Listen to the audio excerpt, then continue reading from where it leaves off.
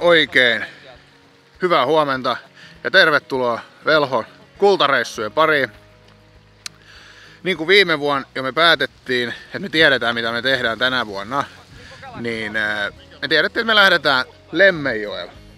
Koska ei tuolla niinku Nelostien varren valtauksiin, se on vähän semmoista pientä se kultaa.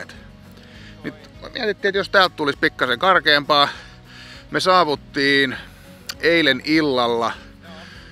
Vene oli ihan täyteen ammuttu, siinä oli pieniä probleemia, vähän bensaa loppu, kaikkea tämmöistä. Niin me oltiin täällä niinku perillä joskus ehkä 9 aikaa. Kävelymatka otti omaa aikas, koska paksut pojat löi niinku ihan kylmän dieselin täysillä heti siihen mäkeen, jalat paskaksi ja niin tultiin joku 1,5 tuntia varmaan, niin oltiin tässä niinku valtauksella. Laitettiin teltta pystyyn, vedettiin hyvät yöunet.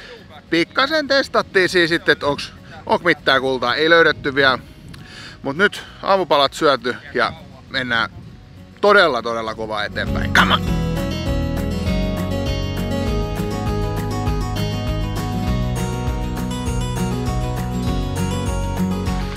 Kukaan ei ole millään tasolla yllättynyt, että meidän päivä...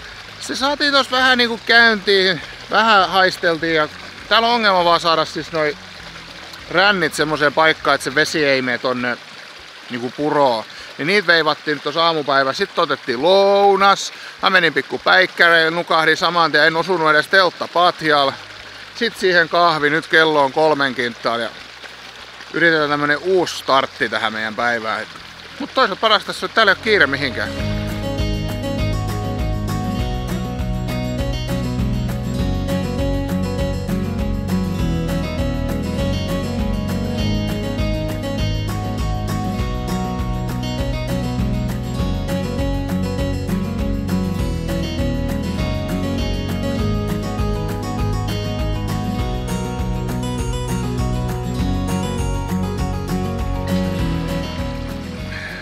Piti lähteä etsimään uutta paikkaa tai spottia tosta, mistä me kaivetaan.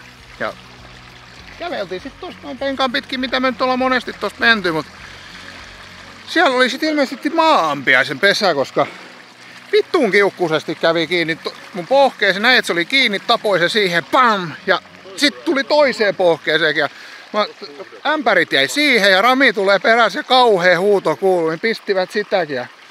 Mut käytiin laittais jotain tämmösten pikkupoikien jotain huulipuikkoa siihen. Ei kun nyt ne pikkasen rauhoittu, ne pahuksen kiukkusia.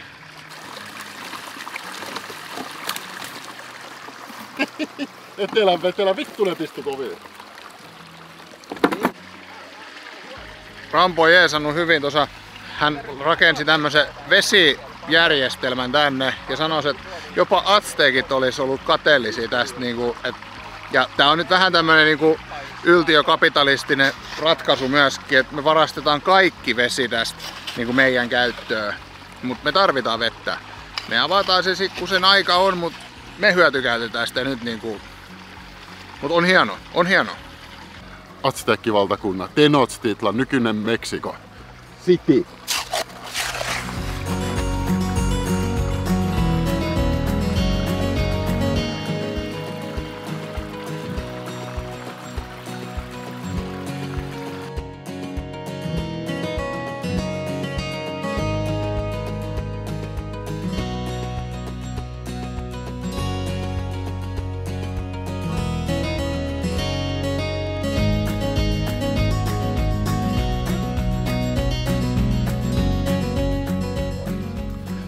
Alkaa ole taputeltu tää päivä pikkuhiljaa.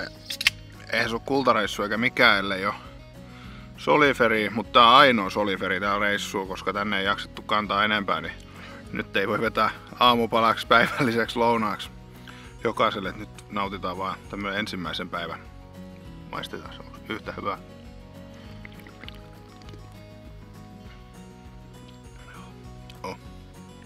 Sopii arkeen ja juhlaan.